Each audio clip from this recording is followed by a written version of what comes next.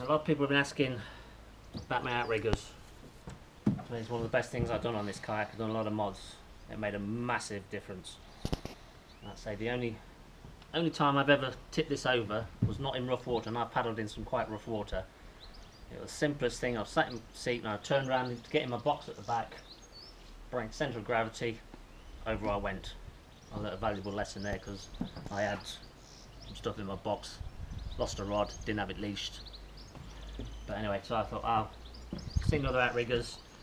I've seen a lot on YouTube, and there's some, shall we say, questionable ones. To me, the important things is strength, because you don't want them flexing. I've seen some people using like a single bar, and you don't want the main pontoons doing that. Having two arms, I've been able to keep them absolutely dead parallel with each other, and they hold perfect. Everything's just simple plumbing, 45-degree bend there, same joints, simple thing. That's a simple waste pipe. The only thing I had specially made was the nose cones, obviously the front and back. Luckily my father-in-law is a wood turner, and they're literally turned out of oak with a lip that then slots into the tube itself, sealed with Sikaflex, nice seal. I've had no problem whatsoever with water getting into these main pontoons, but if I did, it wouldn't be a problem, because I can literally drill a hole in the top, put a little inspection cap in it to be able to tip the water out. But I say I've had no problem whatsoever.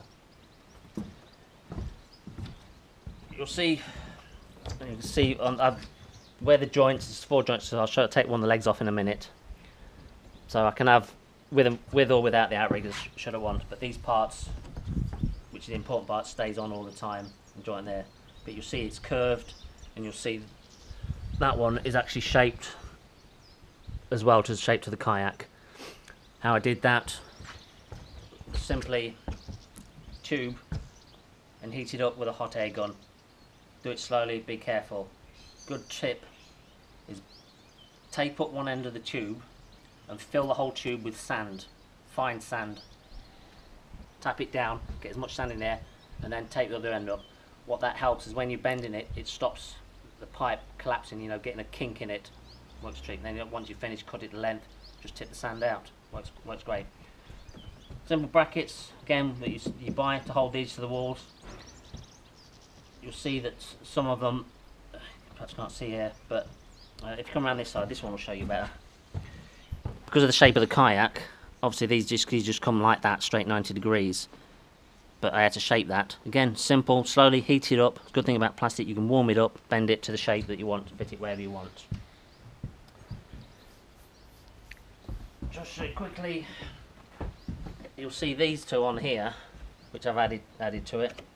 All they simply are is when I'm fishing and stopping, casting a bit, then my paddle just sits in there like that.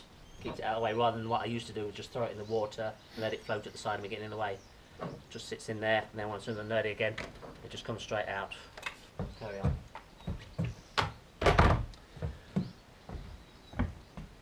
See the main pontoons, doubled up the clips, fix it to it. It's dead simple. But once, I mean, they are actually bolted. Obviously, you can just get your arm in enough to get the nuts on. Once they're in there, because once I put the nose cones on, it's sealed forever. Right, you'll see the joint, you've got a male and a female on the two sides. Simple bolt pin that I made myself. You just pop out. You see it's a simple bolt with a spring clip, just holds them into place like that. With a wire so I don't lose that. Pull it out. Do that over the water. Then they're just simple. Once you've got a snug fit, gently, just don't force it. Snug fit's cold. Simple as that. So then, as you'll see, that's it. Obviously, take the other one off. Should I want to go into narrow places when we're doing exploring or in narrow gaps, if I don't need me outriggers, I won't have them on. Now, obviously, the weak points is the joints. Is where you're going to fit them together, because obviously plastic is still only plastic, it's only so strong, and obviously that is going to get a bit of leverage. Oh, you'll see obviously forgot to mention, that's swept back, because obviously as I'm paddling now, then I don't hit it, because if it was straight out, that would be too far forward and I'd hit it. And you can, obviously you can slide that and adjust things to how you want it fitted up. Obviously you've got to get the angle down as well, so that just sits right in the water. What I actually did when I first made the main floats is I actually put them in the bath to see how far the water would come up. I was amazed. It's very little, and it gives you tremendous buoyancy, which of course when you've got 2 pontoons on the back, that means I can carry a lot more stuff in the back weight wise if I'm diving or camping or whatever, like, which is great. But yeah, so the joint part is the important bit. As you'll see, there's an aluminium tube that goes right through there. So obviously the bolt, and just slides through it. Finished off. What I did around it, so there's no chance of crushing the pipe at all. What we did first off was put oak in there, but that was a mistake, because oak, it got wet, it expanded very slightly, it made it impossible to get them on. But then as on the female part, I've reinforced. I bought a length of aluminium tube off eBay, cut it into these strips to put over.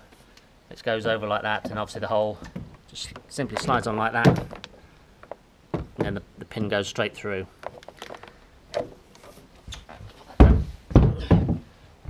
These brackets, while they hold everything, no problem. You see, I've got what, 1, 2, 3, 4, 5 on that one thing. What I did is reinforced. You see this one here, which is a bolt that goes straight through that and straight through into the inside of the kayak. And you can perhaps just see. Oh, see, I'm better on this one. Same thing. Look, you'll see like there's just like a plastic thing just to hold it through, to give it the strength. Where it's really important, which is obviously on the ends, it gives it. I think it is absolutely solid. That is not coming off. That is not moving. Simple as that. So I think that's. Have you got any questions? Put in the comments below. Try and answer everything I can. The good thing, I like about the setup, again, is I'm not using my rod holders. It's everything's fixed, fixed to the kayak. And like I say, with them off, still got a normal narrow kayak. They don't stick out very far. Obviously, this is a narrow part of the kayak, so they look a bit further out. But when you do it overall with the width of the kayak, they only stick out that much more. But I say they give me tremendous buoyancy. It's great. I've been able, first time ever, I've been able to stand up in my kayak with a few waves and actually cast. I've never done that before in this kayak, because these are, obviously they're quite narrow. So yeah, I was really pleased with that. Simple, cheap, and it works well.